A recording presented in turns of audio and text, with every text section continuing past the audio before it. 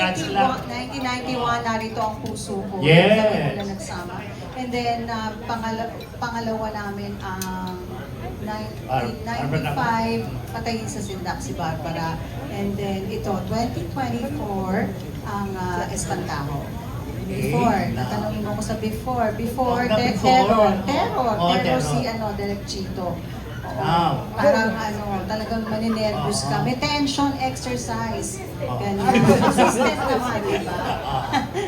Mamaya ka na, Direk Chito. Pero ngayon, talagang kalmado na. Tapos siguro dahil kailangan na huwag siya masyadong magagalit, kaya nagtitimpi siya ng konti, mas mahaba ang pasensya niya ngayong mga panahon na ito. Pero nandun pa rin yung fire, yung passion, yung hunger for doing a great film. And I feel, hindi ko pa napapanood kasi, pero sa pa lang, sa pagkakagawa namin, alam ko kasi ginather talaga ni Direk yung lahat ng the best, ni Atty. Georgie, lahat ng the best dito. So, parang alam mo na nandun ka sa magandang pelikula na nabuo, na magagaling na mga kasama. ULDS. Nasa pelikula lang binubuhay yung anak, sabi ni Encho. Si Direk Chito kasi bilang fan ako nung mga 90s pa.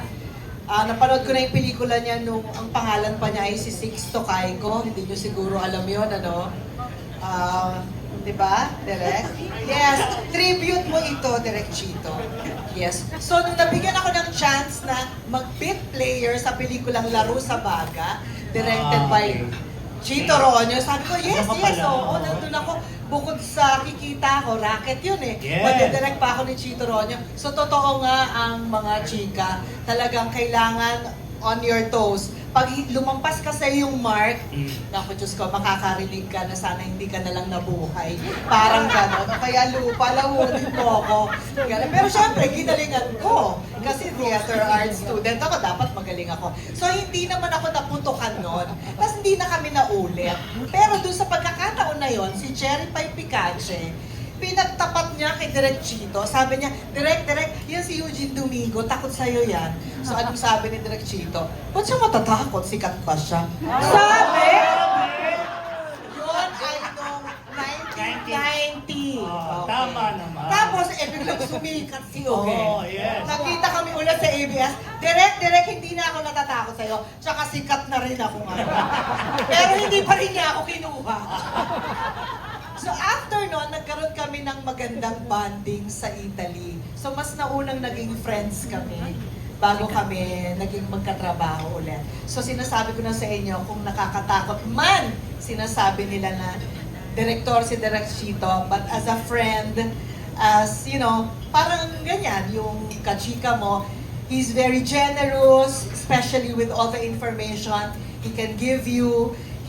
He's frank because ayaw niya namang bula-bulahin ka sa hindi naman totoo. And he really knows what he's doing. Alam niyo, hindi na tayo magkakaroon ng director pa na katulad ni Chito Ronyo. So, anytime na imbitahin ka ni Chito Ronyo, kahit na sabihin sa'yo na, dito dadaan ka, pupulutin mo to, tapos hindi makikita, tanggapin mo. We don't make directors like Chito Ronyo anymore. Thank you.